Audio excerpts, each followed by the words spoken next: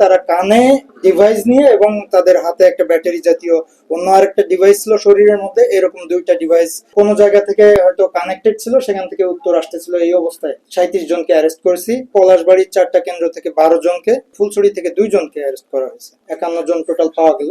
17 জন নারী এর মধ্যে আছে। আজকে সারা দেশব্যাপী প্রাথমিক বিদ্যালয়ের যে সহকারী শিক্ষক নিয়োগ পরীক্ষা হয়েছে, তো পরীক্ষায় ব্যাপক সংখ্যক ক্যান্ডিডেট অংশগ্রহণ করেছে। আমাদের গাইবান্ধা জেলাতে টোটাল কেন্দ্র ছিল 43টা, তার মধ্যে সদরে ছিল 37টি, ফুলছড়িতে 2টি এবং পলাশবাড়িতে 4টি।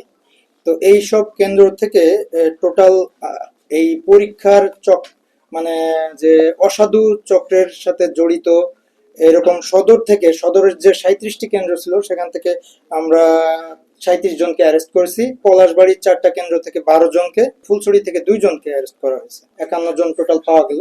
এর মধ্যে দেখা গেল যে আমাদের সদরে 11 জন নারী ছিল, পলাশবাড়িতে 4 জন নারী, আর ফুলছড়ি 2 জন যে অ্যারেস্ট হয়েছে 2 জনই নারী।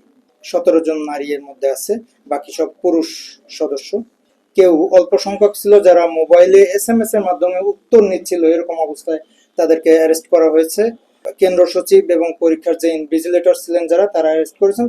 পুলিশ পরবর্তীতে পুলিশকে ডাকা হলে পুলিশ সেখানে যে সিজার লিস্ট করেছে। কিছু ক্যান্ডিডেটকে দেখা গেছে তারা কানে ডিভাইস নিয়ে এবং তাদের হাতে একটা ব্যাটারি জাতীয় অন্য আরেকটা ডিভাইস ছিল শরীরের মধ্যে, এরকম দুইটা ডিভাইস নিয়ে তারা উত্তর কোনো জায়গা থেকে হয়তো কানেক্টেড ছিল, সেখান থেকে উত্তর আসতেছিল। এই অবস্থায় এরকম ডিভাইসের তাদের ফাংশন, সেভাবে তাদেরকে অ্যারেস্ট করা হয়েছে। তাদেরকে অ্যারেস্ট করা হয়েছে নিয়মিত মামলা, মোবাইল কোর্ট না করে নিয়মিত মামলা। এটা একটা প্রশ্ন আসতে পারে যে কি জন্য নিয়মিত মামলা। সেটা হলো আমরা চাচ্ছি, পরীক্ষা কর্তৃপক্ষ সহ সবাই আমরা চাচ্ছি যে এই চক্রটাকে যাতে আমরা ধরে ফেলতে পারি। চক্রের নিশ্চয়ই পেছনে কেউ আছে, একটা বড় ধরনের চক্র কাজ করছে বলে আমরা সন্দেহ করছি। তো চক্রকে ধরার জন্য আমরা নিয়মিত মামলা নিব তাদের বিরুদ্ধে।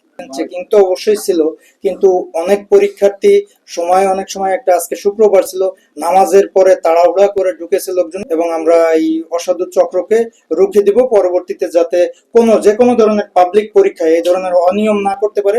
সেই চেষ্টায় আমাদের তদন্ত অব্যাহত থাকবে, চক্র অ্যারেস্ট হবে। চেনা অচেনা এখন মোবাইল ফোন কিছু আছে কানে এয়ার প্লাগ লাগানোর মতো, কিছুটা তো নতুন দেখা যাচ্ছে যে কানে এয়ার প্লাগ এত ছোট একটা, ওই যে মটরশুটির দানার মতো এয়ার প্লাগ। আমরা দেখলাম যে গুলির মতো, মানে গুলির মতো, একেবারে ছোট গুলির মতো,